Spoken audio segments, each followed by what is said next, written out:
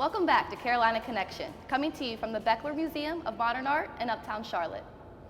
Their current exhibit, 20th Century Women, which runs to the end of September, features 100 works by 24 artists in varied mediums, including painting, sculpture, textile, photography, drawing, and printmaking.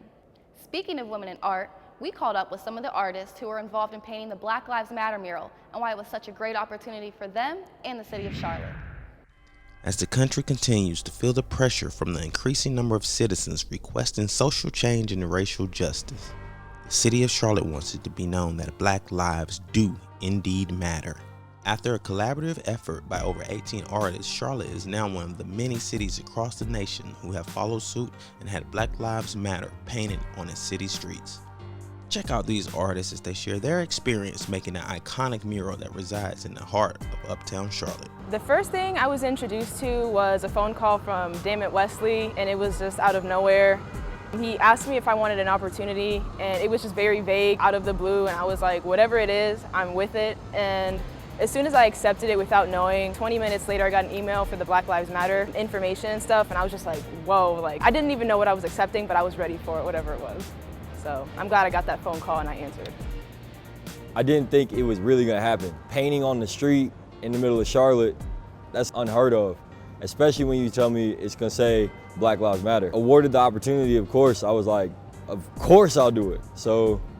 Not surreal, but it took moments for it to settle in. And even being out here, it still took moments to settle in. And I don't think the magnitude of what it meant and what it could be has still sunk in, but I knew it was going to be a wonderful thing to be a part of and like a big climactic point for everybody involved. Excited, man. I mean, we found out 48 hours before this was supposed to be executed, so excitement and then right into like adrenaline of wanting to jump in on this.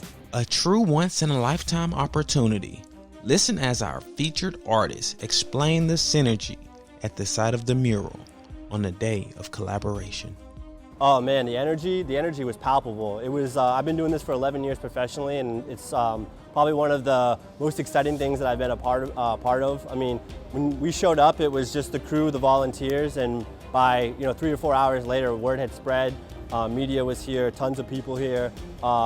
It was a once-in-a-lifetime experience, and I'm just humbled and honored to be a part of something like this. There's levels to it because there's one thing to be out here, but it's one thing to be out here and also trying to accomplish like doing a piece and like trying to be in that arena, but then also still trying to be aware and take note of like the moment as a whole. And so it was a lesson in being truly present, but also like really like taking in the moment and performing for that situation. And it was great because we got to do it twice on top of that. More than just a letter, artist Kiana Mui breaks down her intent to tackling racial injustice. One thing that I wanted to kind of incorporate in my letter was kind of just educate those who continue to say all lives matter against the Black Lives Matter movement. I kind of just wanted to shed light on how insensitive that is and kind of wanted to educate them further on why they shouldn't say that and kind of just what the movement's all about.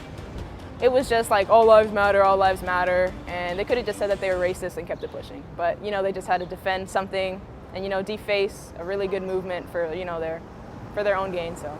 Though the defacing of the mural was intended to be a blow to the momentum of the movement, the artists swiftly came together, once again showing resiliency and a relentless defense against hatred.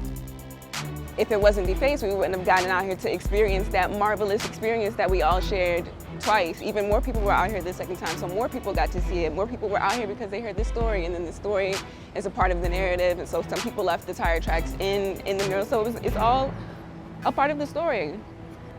I was hurt, but I know that as soon as that was going to happen, we would go back and fix it, and that's what we did. So. At the end of the day, again, that's just on them. They're living in their own hell, man, and it's like, I hope they find peace, and I hope they figure out that this message is a message of positivity. It's a message of hope. It's not just an affiliation with any organization. It's a message that says Black Lives Matter. If you cannot get behind that, then, not only are you on the wrong side of history, but you're on the wrong side of humanity. This is AJ Massey, reporting for Carolina Connection. Such a great story centered right here in the heart of Uptown. If you haven't seen it yet, be sure to check it out. After the break, we'll be taking a look at the organization training the homeless to enter the workforce.